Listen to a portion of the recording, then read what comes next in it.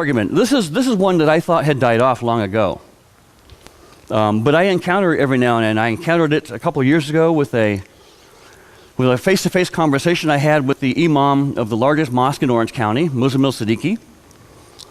I also encountered it a couple of weeks ago in an email exchange with a Muslim that had viewed one of my YouTube videos, and we got into an email dialogue. This is a common argument. If Jesus is God, as Christians claim, if Jesus is God, can God die? You know, Jesus died. And when God died, who was running the universe for 3 days?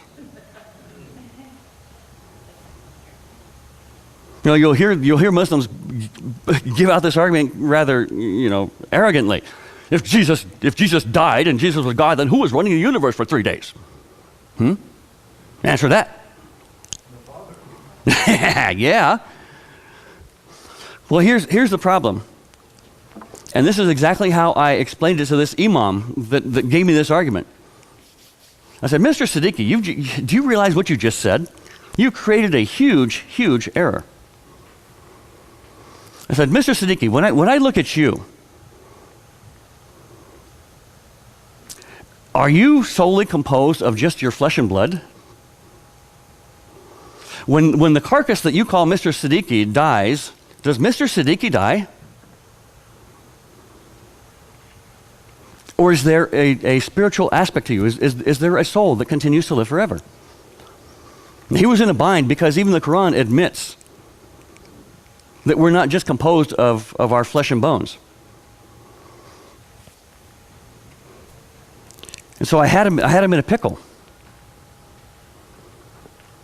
See, his argument is when Jesus died, then Jesus ceased to exist. But when we die, do we cease to exist? We cease to exist physically, but we have a spiritual nature about us that lives forever. And so when Jesus died, his physical body may have ceased to function temporarily, but that doesn't mean Jesus ceased to exist. It doesn't mean God ceased to exist. God continued to live. Jesus continued spiritually. That's why he was able to resurrect himself after 3 days in the grave. He's got an incomplete understanding of the idea that we're much more than just our physical bodies. We're a lot more than just the physical elements that we're made of. The stuff of the ground and the water and so forth. And so I had him in a pickle, and he essentially had to concede to my argument.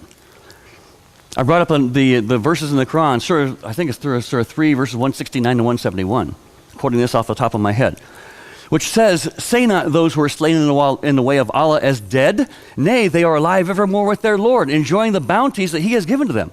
Talking about those who are martyred in the act of jihad. I said, even your Quran says those who are slain are not dead, that they're alive with God. So how can you sit there and tell me that when Jesus died, Jesus ceased to exist? You're contradicting your own scripture. And he said, wait, don't bring the Quran into this. Because he was contradicting himself. He was contradicting his own religious authority, the Quran. So this is a tired argument. It's nonsense. It's nonsense. God, by definition, is eternal. So God cannot die. If Jesus was God, and we're going to make that argument in a moment, we're going to show you how Jesus is God, because this is another common argument that Muslims make. But if Jesus was God, and one of God's eternal attributes is that he's eternal, he doesn't die, then it's impossible to say that God can die.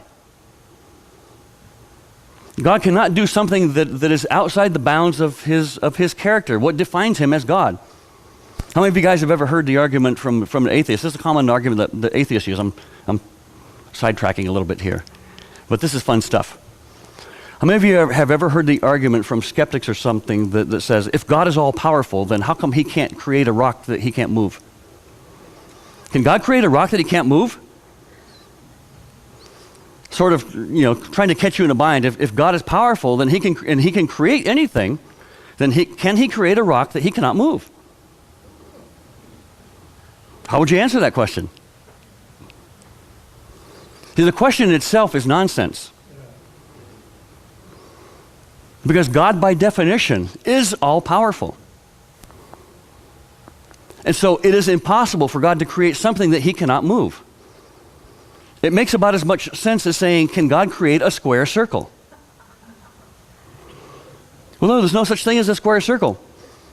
In the same vein, there's no such thing as something so big that God cannot move it. It's an impossible situation. It's a logical fallacy. By definition, God is eternal. Therefore, God cannot die. So whenever you encounter this argument, just let it slide. Bring up Surah 3, verse 169 to 171. Say, well, you're contradicting your own scripture. Our physical bodies are not the sole